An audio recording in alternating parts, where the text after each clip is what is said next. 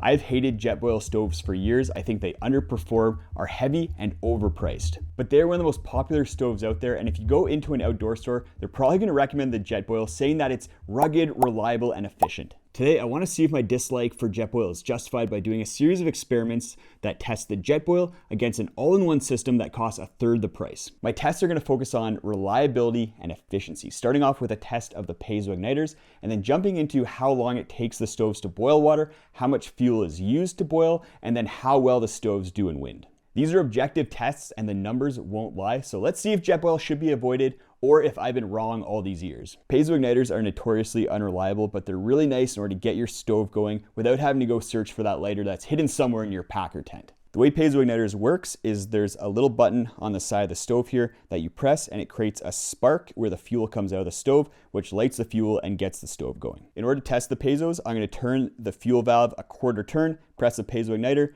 and see if it lights the stove, and then mark that down on my piece of paper here, and then do that 100 times to see what the success rate of these igniters are. Let's get right into it, starting with the Jetboil. That's 3 down, 97 more to go. Next up, let's do the alternative stove here. 1, 2, 3. That test was definitely hard on the old finger arthritis, but I was surprised at how well both of these stoves did. The Jetboil stove only failed 2 times out of 100 tests of the Piezo igniter, whereas the alternative failed 3 times. So those are very good results for both these stoves, but I'm in ideal conditions right now. I'm at room temperature, there's no wind down here. So I put the stoves in front of a fan and had some wind coming at them. And under those conditions, the fire maple failed about 50% of the time, and then the Jetboil failed about 60% of the time. I did 50 tests on each of them for that one. Then I thought maybe if I put the pots on the stoves, it'd provide some protection for the Piezo igniters from the wind, but I got the same failure rates after 50 tries with the pots on top of the stove. Before we jump into the boil time test, let's do a bit more of a detailed introduction of these stoves. This is the Jetboil Flash, and then this is the Fire Maple Petrol Pot with the Green Peak stove. Both systems use upright canister stoves in order to fuel them, and with the Jetboil, I consider it more an all-in-one system because the pot and the stove kind of have to be used together, whereas the Fire Maple is a little bit more modular because the pot can be used with almost any 3-armed stove, and then the stove can be used with basically any pot out there. The Jetboil Flash costs $130 and weighs 371 grams, whereas the Fire Maple system costs $47 and only weighs 247 grams. Both stoves have a similar BTU, which is the amount of kind of power that they have and how much heat they can put out, with the Fire Maple being able to put out 9,500 BTUs and the Jetboil being able to put out 9,000 BTUs. Both of these canisters started with the same amount of fuel at 71 grams, which is about 65% of their full capacity. I chose that number because Backpacking Light did some testing and found that there is minimal effect on stove performance if the fuel canisters had between 30 and 80% of their full capacity. Boil time is something that Jetboil pushes a lot for a reason to buy one of their products instead of something else. They advertise that the Flash can boil 500 milliliters of water in 100 seconds, and I'm really curious to see how the Fire Maple system can do in comparison to that. My boil testing system is pretty cool. I'm going to be using 500 milliliters of ice cold water, which I determined is close to freezing in temperature with my wire thermometer here. I'm then going to weigh the entire stove canister assembly before and after the boil tests in order to determine how much fuel was used for that boil. I'm also going to use the wire thermometer in order to determine when to stop the test because I did a series of tests in this specific environment at this room temperature, at this elevation, and determined that water gets to a boil at 95 degrees Celsius. Being that precise isn't completely necessary in order to determine trends on how these two stove systems compare, but I wanted to get as scientific as possible with this so that I can use these numbers in order to compare other stoves down the road. So let's run through the first boil test with the Jetboil. The whole assembly weighs 520 grams, so I'm going to note that down. Right to the meniscus. I'm going to do all the tests with the pot lids off, just for consistency's sake. It makes it a little bit easier for the wire thermometer as well. I'm going to use the Piezo igniter to get the stove going, and then I'll start the stopwatch right away. And then as soon as the thermometer hits 95 degrees Celsius, I'll turn off the stove and stop the stopwatch. And I'm going to be running the stoves at full blast, again, just for consistency. So let's get going and see how we do here.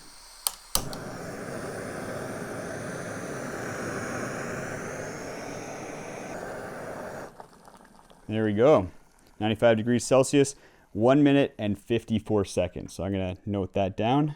So that's slightly above the 100 seconds that Jetboil advertises, but it's also using ice cold water. So I'm imagining that they're not using ice cold water, probably something at room temperature. The Jetboil used 6 grams of fuel, which is actually more than I expected in order to boil 500 milliliters of water. So let's see how the fire maple does. Right to the meniscus. All right, let's get this in here.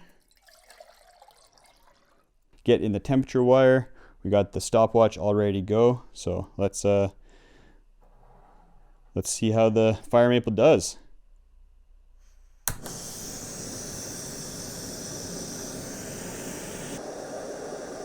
"95.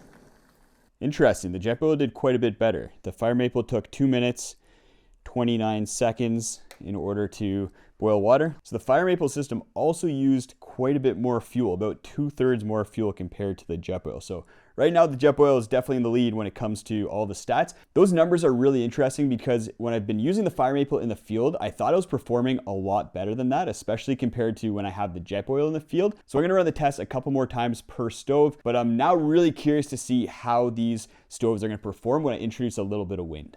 Those are some pretty interesting results. For boil time, the Jetboil is the clear winner. It beats out the fire maple by about 20 seconds on average for boil time. What I think is more important than boil time is fuel efficiency. So how much fuel are these stoves needing in order to boil 500 milliliters of water? Both stoves are unregulated. A regulator might help with fuel efficiency, but what they are both using is a heat exchanger system. So there's a series of fins on the bottom of the pot in order to help transfer heat from the stove into the pot and then into the water. The fins and the heat exchanger systems on these pots are pretty similar, so I was surprised that the Jetboil beat out the fire maple by quite a bit when it came to fuel efficiency. With the Jetboil, for every single test, it only used 6 grams of fuel, whereas with the fire maple, that first test, I don't know what happened there, but it used 10 grams of fuel, and then for the other two, it used 8 grams of fuel. 6 grams, even 8 grams is very fuel efficient for a stove system and is gonna be more efficient than most standard pot stove combinations out there, because of the way these stoves are designed as a system.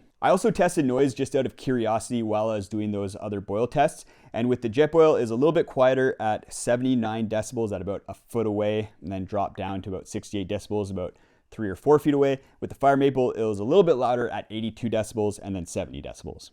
I usually underestimate how nice a quiet stove is around camp, and unfortunately, neither of these stoves are quiet. Now it's time to test how these stoves do with a little bit of wind pressure, because wind can have a huge impact on a stove's performance. I once tested a stove using 10 km/h wind, and it made it so that that stove could not boil a half liter of water even after 15 minutes of running. Both these stoves are doing a lot right in order to help them deal with wind. They have the heat exchanger system, which helps transfer heat from the stove into the pot. They also have a really wide burner with a lip along the edge in order to protect the flame from wind. The Jetboil goes even one step further by having this plastic shroud around the stove in order to provide even more wind protection.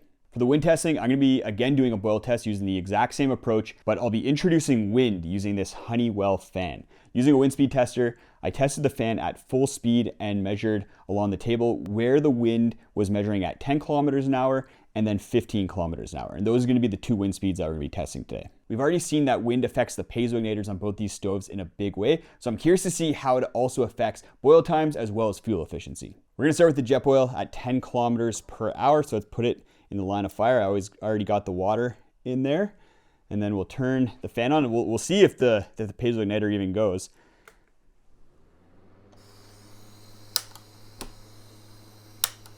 Nope. The piezo igniter, even at 10 kilometers an hour, is failing, so I'm gonna have to get the stove going, start the timer, and then turn the wind on. All right, let's go.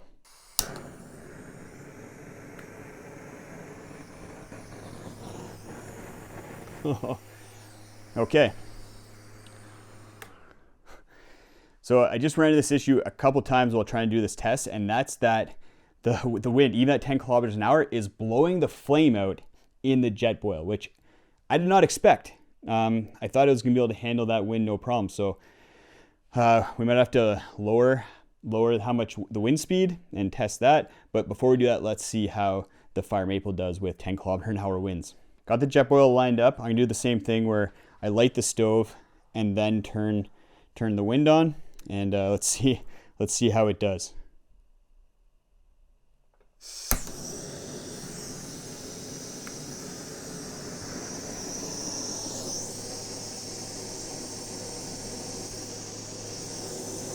seems to be doing a lot better, that's for sure. There we go. All right, 3 minutes and 30 seconds. At least it got the job done, and that's not as bad as I've seen with a lot of other stoves at 10 km/h winds. For fuel efficiency, we started at 378 grams, ended at 367, so what's that, 11 grams? Not too bad. That's actually only 1 gram more than the first test that we did without wind. So that's really good fuel efficiency. I'm very impressed with the fire maple and really surprised with the Jetboil. That's kind of crazy that it didn't even get going, but let's see how far we can push the fire maple. Let's do a 15 km/h test with it. All right, 15 km/h test. Here we go. Hold on to your horses.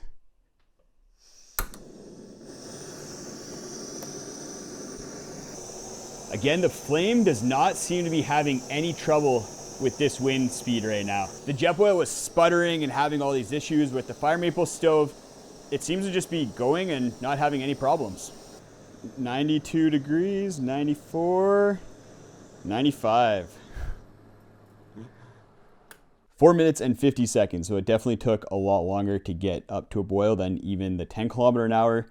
It's about double what it took with no wind at all. We used 12 grams of fuel for that boil, which is kind of crazy because it took a whole lot longer than the 10 km/h wind test, but used only 1 gram of fuel more. So there's something crazy going on with the fire maple when it comes to wind. It's doing a great job. The reason I think the fire maple did so much better than the Jetboil in wind is because of the distance between the top of the stove and the fins that are part of the pot. When you look at the fire maple, the stove lip is basically right in line where the fins start. So there's not a lot of space for wind to come in and affect the flame. Whereas with the Jetboil, even though it has this shroud around it, there's a good centimeter of space between the fins and the top of the stove. And wind's coming through these gaps in the shroud, going through the space in between the stove and the fins, and then putting the flame out. I think it's a pretty easy fix for Jetboil. You just drop the fins so that they're a little bit closer to the stove. It might even help with boil times and fuel efficiency. Overall, I don't know what to think about those results. If you are backpacking in really calm conditions most of the time and you really value boil time